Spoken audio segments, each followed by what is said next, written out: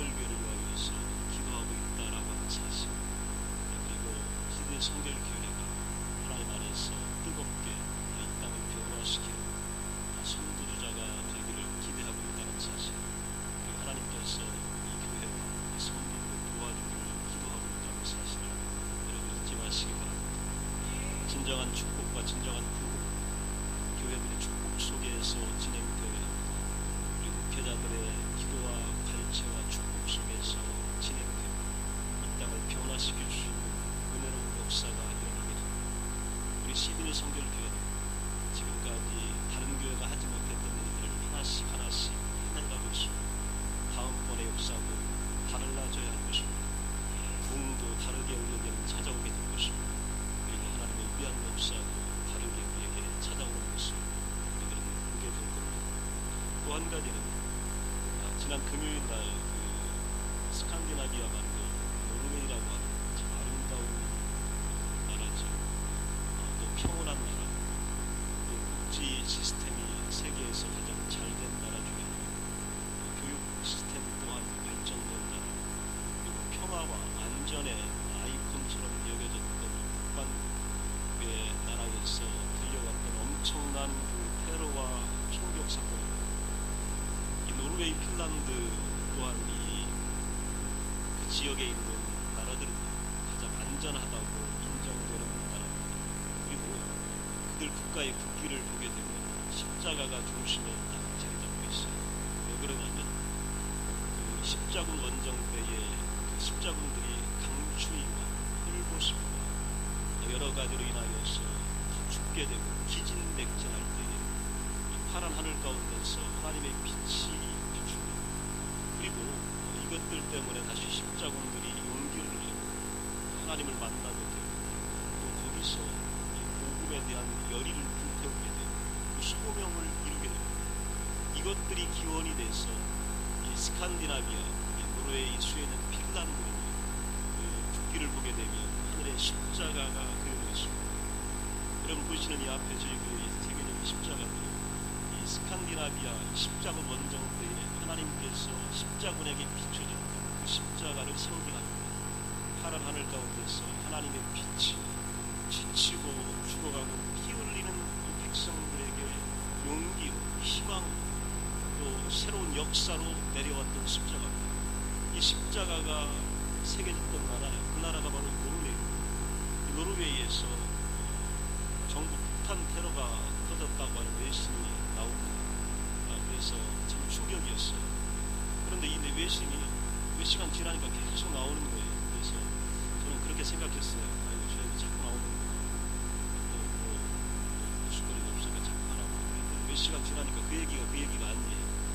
어떤 얘기냐면 이 크리스찬 남자가 학생들을 향하여 섬이 이제 도망갈 데가 없는 섬이 섬에 이 캠프에 참석한 청소년들에게 총기를 가지고 난사했는데 경찰복을 입고 들어갑니다. 그리고 학생들에게 이게 모이라고 합니다. 그리고 모여드는 학생들에게 총기로 자동 총기로 난사를 합니다. 그리고 도망가는 학생들 쫓아가서 난사. 물속에 도망갈 데가 없잖아요. 섬이니까 물속에 뛰어드는 학생들에게 총기를 조준해서 쐈어요. 그래가지고 무려 현재까지 밝혀진 인원만 91명 이상이 사망했어요. 가장 평화롭다는 나라였어요. 가장 안전하다는 나라였어요. 그 총리가 뭐라고 이야기를 했냐면 어릴 적 낙원이 나에게 지옥이 됐다. 이렇게 이야기했는데 이 섬이 오슬로에서 30km 떨어져서 차로 가는데 30분이면 갈 수 있는 거기에 가까운 섬에서 이런 일들이 벌어졌습니다. 마지막 시대를 우리가 살고 있음을 깨달아야 합니다. 그리고 어느 지역도 안전지대라고 하는 데는 없습니다. 이게 무슬림의 테러가 아니라 할지라도 여러분 이 땅은 이미요 광풍 가운데 우리가 휘몰아침을 당하고 있는 거예요. 마지막 주님의 재림이 가까운 시대에 땅이 이렇게 혼돈하게 마련입니다. 그리고 우리로 하여금 절대적인 어려움 속에서 청하게 되어 있습니다. 깨어서 기도하지 않으면 이 시대를 이겨나갈 수가 없습니다. 여러분 깨어서 기도하는 여러분 되시기를 간절히 축원합니다. 여러분 누가 거기서 청소년들이 죽을 줄 알겠어요? 여러분 호주에서 그런 일이 일어날 거라고 생각하는 사람이 아무도 없습니다. 내 자녀들이 그 가운데 있을 거라고 생각하는 부모는 아무도 없을 겁니다. 그런데 언제 그런 일들이 이 나라에서 일어날지 아무도 모릅니다. 호주는 그보다 더 안전한 지역이기 때문에, 여기는 그보다 더 깨끗한 지역이 아니기 때문에 그렇습니다. 여기는 무슬림들이 많은 지역, 수많은 영향들이 많은 지역, 수많은 위협과 지금도 다문화가 상존하는 갈등이 있는 지역, 하나님이 완벽하게 통치하시고 이끌어가지 않으면 언제든지 문제가 발생할 수 있는 소지가 있는 땅입니다. 이 땅을 위하여 여러분 기도하시기 바랍니다. 그리고 이 땅 가운데 하나님의 회복과 축복과 은혜가 있기를 열망하시기 바랍니다. 이거는 누구의 문제가 아니라 여러분의 문제고 내 자녀의 문제고 내 삶의 문제이기 때문에 그렇습니다. 히브리서 11장 1절에 보면 믿음은 바라는 것들의 실상이요 보이지 않는 것들의 증거다, 이렇게 말씀하고 있습니다. 우리가 이 땅을 위하여 기도하자, 형태된 시드니 땅의 회복을 위하여 기도하자면 어떤 생각이 드나? 그런 얘기는 남 얘기가 그런 거는 목사님들이 하는 얘기.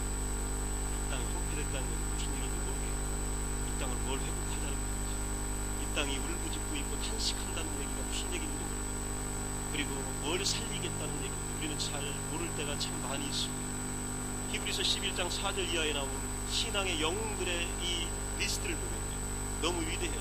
아브라함, 모세, 막 그냥 엘리야, 막 그 위대한 선지자들이 막 총망라돼 있습니다. 그러면서 어떤 생각을 하게 되냐면, 나하고는 좀 다른 사람, 저 사람들은 워낙 뛰어난 사람이고 나는 그런 일은 못해, 그저 이렇게 신앙생활 하다가 이렇게 사는 거다, 이렇게 생각할 따름입니다. 여러분, 완전한 확신을 가지고 있지 않다는 이유로 우리 스스로 믿음이 없다, 이렇게 생각할 때가 참 많이 있습니다. 그러나 여러분, 한 가지를 기억하십시오. 완벽해 보이는 불꽃도 반드시 연기를 동반하기 마련입니다. 물론 꺼져가는 등불 같은 경우는 연기만 피어나고 불꽃은 잘 보이지 않아요. 그러나 완벽해 보이는 위대한 신앙의 불꽃도요, 그 곁에 연기가 반드시 따라붙는다는 사실을 잊지 마시기 바랍니다. 아무리 강한 사람이고 아무리 큰 믿음의 소유자일지라도 그 곁에 연약한 연기들 가운데서 있었다는 사실, 그리고 그 믿음의 승리 한복판에도 연약한 연기들이 그 주변에 있다라고 하는 사실을 우리는 결코 잊어서는 안 됩니다. 아무리 훌륭한 행동일지라도 우리는 완전할 수가 없습니다. 마늘 찢는 그릇에서는 항상 마늘 냄새가 나기 마련이에요. 마늘 찢는 그릇 아무리 닦아도요, 냄새를 맡으면 마늘 냄새가 나는, 우리가 아무리 양치질을 깨끗하게 하고 나가도요, 외국 사람들이 우리를 접하면 마늘 냄새와 김치 냄새를 맡게 되는 겁니다. 생선을 묶은 새끼줄에는 아무리 새끼줄을 말리고 빨아도요, 비린내가 나기 마련입니다. 향을 쌌던 종이에는 향내가 나기 마련입니다. 우리는 죄라고 하는 엄청난 더러움을 안고 있었던 육체입니다. 그리고 오늘도 작은 이 죄들이 우리 가운데 스며들고 있고 잔재하고 있습니다. 우리가 아무리 부정한다 할지라도 우리 가운데는 죄의 남새와 연약함과 이 연기들이 주변에 난무하고 있는 것이 바로 우리의 현실입니다. 그러면 이런 연약함 가운데 어떻게 그렇게 위대한 신앙의 불꽃을 우리 신앙의 선배들처럼 피울 수 있을까라고 생각하게 됩니다. 나는 아닐 거라고 생각하고 그분들은 좀 특별할 거라고 그렇게 생각합니다. 그런데 성경은 한 가지를 우리에게 분명하게 말씀하여 줍니다. 뭐냐 하면, 하나님께서는 작은 믿음이든 큰 믿음이든 늘 사용하십니다. 그리고 작은 믿음이라 할지라도 이것을 귀하게 여기십니다. 이것이 보이지 않는 조그만한 것이라 할지라도 하나님은 이 작은 믿음을 통하여 위대한 역사를 이루셨던 것을 알게 됩니다. 마태복음 9장 21절에 보게 되면 12회를 혈루증을 앓았던 여인이 예수님한테 찾아옵니다. 이 여인이 가졌던 기대는 뭐냐면요, 예수님을 만나서 예수님, 내가 아픕니다. 나를 위하여 안수기도 해주십시오. 내 머리 위에 손을 얹어주십시오. 그리고 내 속에 있는 병마를 쫓아주십시오. 라고 하는 이런 큰 믿음 가지고 찾아온 게 아닙니다. 성경은 그렇게 이야기합니다. 혹시 내가 가서 나는 그럴 만한 용기도, 그럴 만한 나는 이런 자격, 그럴 만한 현장에 가지도 못합니다. 혹시 내가 가서 예수님의 겉옷만 만질 수 있으면 이것이라도 만지면 내가 혹시 고쳐지진 않을까, 일말의 이 작은 기대를 가지고 예수님께 찾아오는, 그리고 와서 뒤에 와서 살짝 예수님의 겉옷을 만지고, 그랬더니 예수님께서 이 딸에게 뭐라고 하시냐면, 딸아 안심해, 내 믿음이 너를 구원하였느니, 이렇게 말씀하고 있습니다. 신앙이 100% 믿을 수도 있고 어디 의지할 데 없어서 혹시 예수님, 혹시 기도하라. 그래도 기도하면 하나님이 여러분을 구원하여 주십니다. 혹시라도 하나님 이것이 혹시 일어날 수 있어 라고 하는 이 티끌만한 믿음이 있을지라도 이 믿음을 하나님은 귀하게 보시는 거예요. 그리고 역사하여 주는 겁니다. 마태복음 14장 25절 이하에 보면 밤에 예수께서 제자들에게 나타나시는데 어떻게 보시냐면 바다 위를 걸어오십니다. 그랬더니 제자들이 깜짝 놀라요.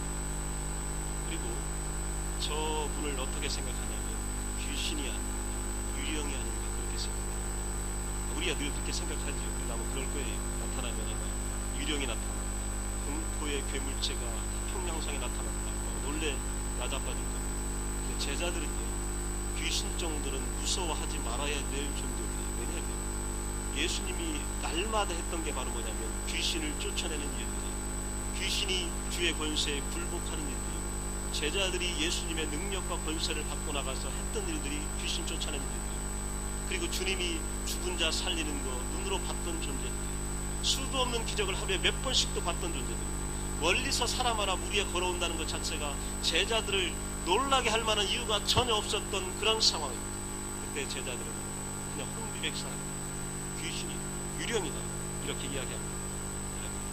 이동 좋은 제자들도 예수님이 내 눈에 보이지 않는 순간에 귀신을 부르고 그 예수님을 유령으로 잘못 부르고, 낮에는 예수님으로 봤던 존재들이 밤에는 귀신으로 부르고, 이런 작은 믿음의 소유자들이 바로 제자들이었습니다. 그때 예수님은 뭐라고 하시냐면 안심해라, 아니 두려워하지 마라 이렇게 말씀하고 계십니다. 여러분이 믿음이 없어서 때로는요, 예수님을 찾아야 될 때 다른 것 찾아가고, 예수님 의지해야 될 때 다른 것 의지하고, 기도할 때 기도하지 못하더라도 예수님은 여러분 가슴 속에 계십니다. 그리고 찾아오셔서 안심해라, 내니 두려워하지 말아라 그렇게 말씀하여 주는 겁니다. 14장에 보면 베드로가 그 모습을 딱 보고 용기를 내서 예수님처럼 걷고 싶은 거예요. 그래서 예수님, 나도 바다 위를 걷고 싶습니다. 우리의 꿈이에요. 바다 위를 걷는, 무리를 걷는 이 꿈을 한번 실현해보고 싶어서 멋지게 제안했더니 예수님이 걸으라고 말씀하십니다. 베드로가 멋지게 바다에 탁 내립니다. 그리고 예수님을 바라보면서 바다 위를 칙칙칙칙 걷습니다.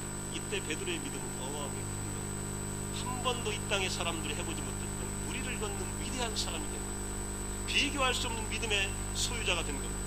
그런데 그가 예수님을 보다가 잠깐 바다를 보고 풍랑을 보고 그 파도를 보고 이 파도의 무서운 색깔을 보고, 그때 그에게 뭐가 오냐면 두려움이 찾아요. 이 무서운 파도 앞에 내가 빠지면 어떡해, 야 무섭구나 하는 생각을 갖게 되는 그 순간에 베드로는 물에 빠진 겁니다.